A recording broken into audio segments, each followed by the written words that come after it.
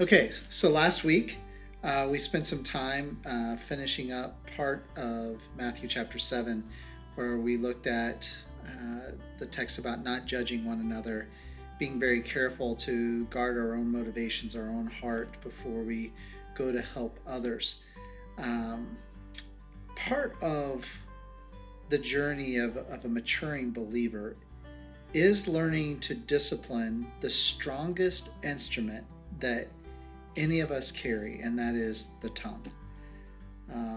Meeting with my life group last night, we were talking about the challenge that when you're gifted to speak to other people and you have a pretty strong skill set to be able to identify something that is wrong or right, or to communicate or to assess the moment. Um, that's a gift in leadership, but it's also a curse in relationship. Because it can become something that gets wielded in a destructive way between yourself and other people. I believe it is in that vein that James, in his caution to teachers, goes on to speak to the issue of the tongue. You know, he tells us that the teacher is held into a higher account than the learner, because the teacher has influence over many just from one tongue, many ears can hear. I mean, that's the fascinating thing, is the single muscle of the tongue can literally reach the countless millions of people in the world with today's technology. I could speak this video can get posted, shared multiple times. Hundreds, thousands, perhaps even millions could end up watching. Don't expect that to happen off this devotional, but the weight of the matter is the tongue is powerful. And while it's one of the smallest muscles we carry on our body, it is absolutely the one that has the potential for building incredible structures, human structures, and it has the ability of tearing down human structures effectively. And so I just want to go into the text here a little bit and then apply this back to us as individuals. So starting in James chapter 3 verse 1, it says, "Not many of you should become teachers, my fellow believers, because you know that those who teach will be judged more strictly. We all stumble in many ways. Anyone who is never at fault in what they say is perfect, able to keep their whole body in check. When we put bits in the mouths of horses to make them obey us, we can turn the whole animal. Or take ships as an example. Although they are so large and are driven by strong winds, they are steered by a very small rudder wherever the pilot wants to go. Likewise, the tongue is a small part of the body, but it makes great boasts. Consider what a great forest is set on fire by a small spark. The tongue also is a fire, a world of evil among the parts of the body.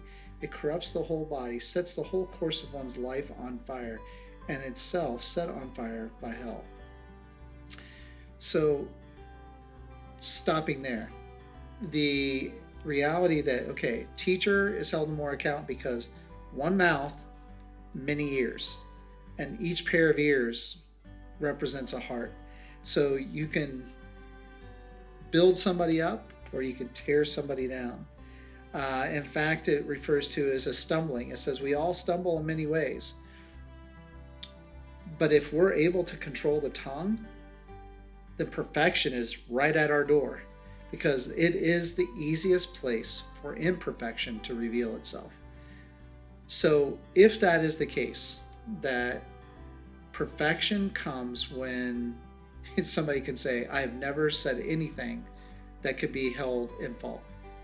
Like, that's a monumental achievement. And so that's why he goes on into the analogies. It's like, look at how a small bit into the horse's mouth can steer the entire animal. I mean, my wife has a horse, and he's a powerful creature. It's an amazing creature. Yet just by the steering of that bit, pulling on it, can guide him and cause him to respond to the will and direction of my wife, who is not anything of power compared to the size of that animal. and yet she can control them. And so the tongue, even though it is small, has the ability to be controlled, but yet it contains great power. And just like a horse, there can come a moment where the horse decides, I am not going to respond to what the will of the rider is telling me to do. And it becomes a dangerous situation.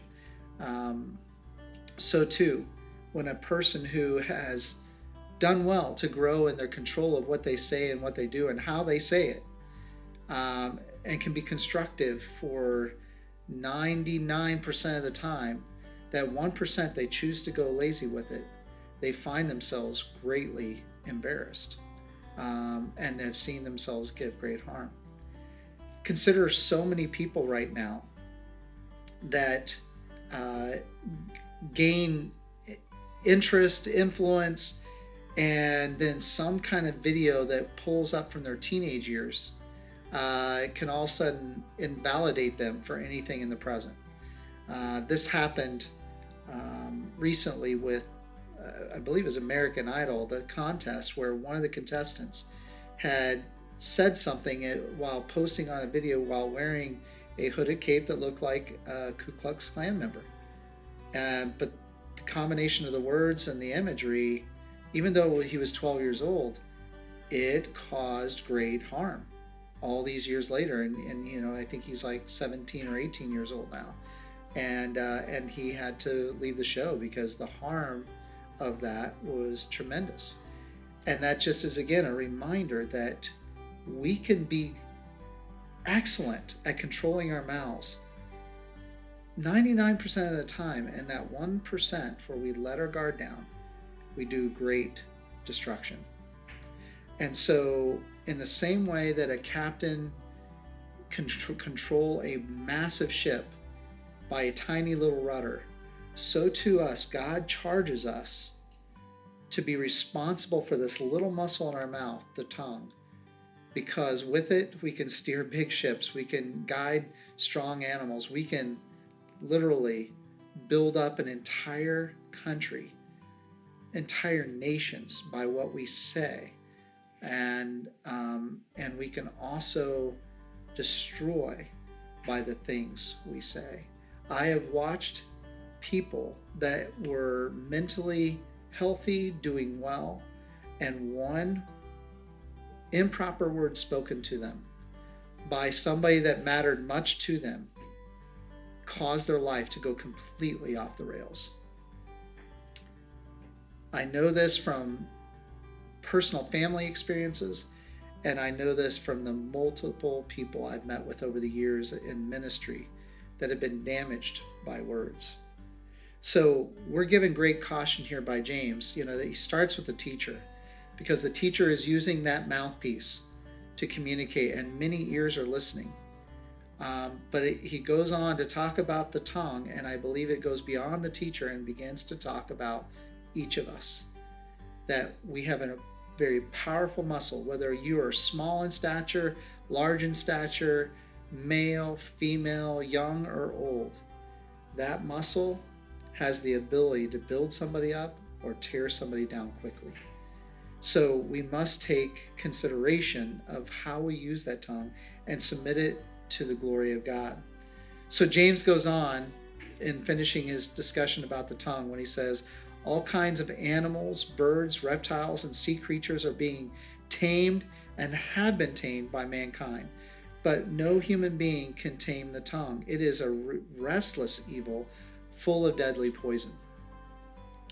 So James is again commenting that we can never let our guard down. Even if you mature, you work at it hard, you must continue to guard your mind and your heart, because from out of the overflow of the heart, the mouth speaks.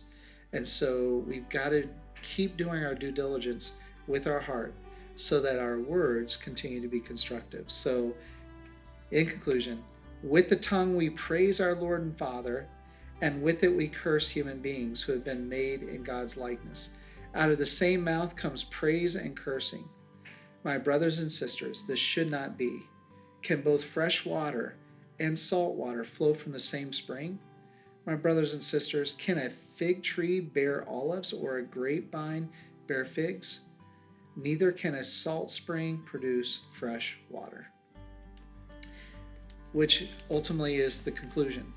The best way to tame the tongue is to nurture the heart.